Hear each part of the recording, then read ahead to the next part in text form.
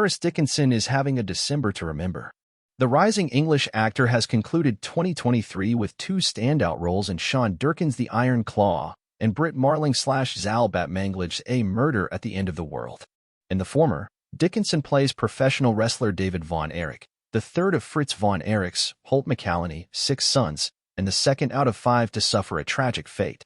The role has a lot in common with Dickinson's other current role as Bill Fang's Farah on A Murder at the End of the World, as both characters' deaths set their respective stories in motion, oddly enough.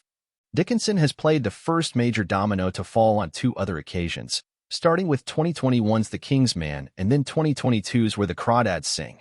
Each death is central to their narrative, and in most cases, his characters still manage to maintain a presence in one way or another. However, this fateful pattern has come to irk Dickinson's biggest fan, his mother. It definitely hasn't been lost on me. It's a topic of conversation with my mom. She keeps wondering why this is a thing, Dickinson tells The Hollywood Reporter. I'll probably think carefully before I do another one of those, because I don't mean for them to keep happening like that. They seem to have lined up, weirdly. Below, during a recent spoiler conversation with THR, Dickinson, who's currently filming A24's Baby Girl with Nicole Kidman, looks back at the most emotional scene he shared with Zac Efron in The Iron Claw. Before explaining Bill's frustration with his partner in true crime, Darby Hart, Emma Corrin, in A Murder at the End of the World. So where did The Iron Claw fall on your timeline? I had just finished filming Murder at the End of the World in September of 2022, and then I went straight into Iron Claw. I had around a month before starting. As Sean and I discussed, biopics have to take creative license. You can't include every wife and every child or, in this case, every brother. So did you focus mostly on the character details in the script?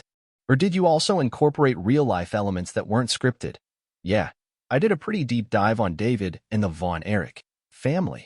I researched it for about 3 months before, and I tried to keep David's mannerisms and who he was and how he spoke.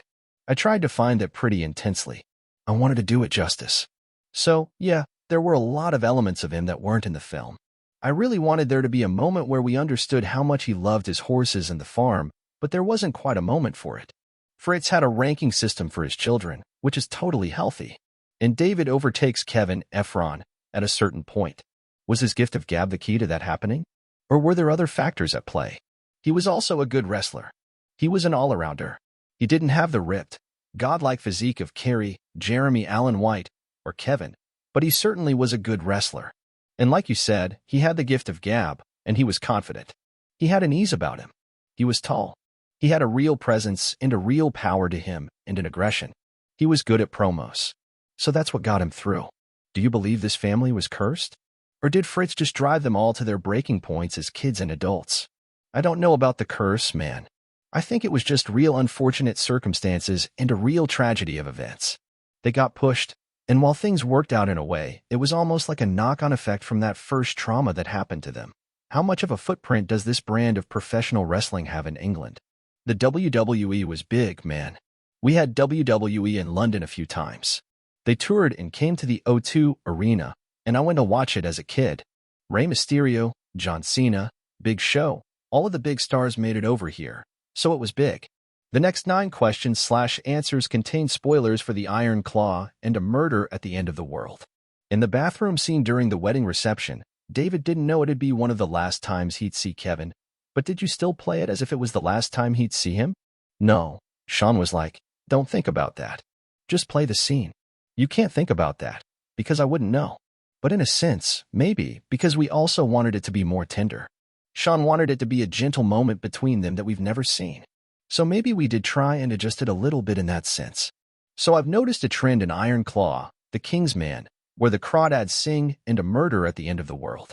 In each story, you play a character whose dramatic death either sets everything in motion or establishes the deciding conflict. I presume this pattern is not lost on you? It definitely hasn't been lost on me. It's a topic of conversation with my mom. She keeps wondering why this is a thing. I'll probably think carefully before I do another one of those, because I don't mean for them to keep happening like that. They seem to have lined up, weirdly.